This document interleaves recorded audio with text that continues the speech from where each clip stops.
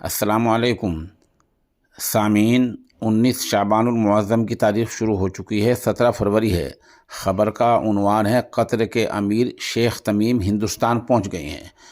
ہندوستانی وزیر اعظم جناب نریندر مودی ان کے استقبال کے لیے ملک کے ہوائی اڈے پر پہنچے ہیں۔ وہ ہمارے ملک کے سرکاری مہمان ہوں گے اور ان کے ساتھ قطر کے اعلیٰ افسران اور دوسرے سیاسی رہنما بھی ہوں گے۔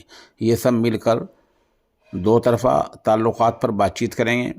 ظاہر بات ہے، جب کوئی ملک کا وفد آتا ہے، امیر آتا ہے اور سرکاری دورے پر آتا ہے تو تجارت اور بہت سے معاملات پر آپس میں گفت و شنید ہوا کرتی ہے، بہت سے معاملات پر بات چیت ہوا کرتی ہے۔ یہ بات چیت ہوگی، بات چیت کے بعد کیا فیصلہ سامنے آئے گا، کن امور پر گفتگو ہوگی، کیا آپس میں مفاہمت ہوں گی، کیا معاہدے ہوں گے بزنس کے، تجارت کے اور دوسرے لین دین کے، وہ تمام معاملات سامنے آئیں گے۔ آپ ہمارے ساتھ بنے رہیں۔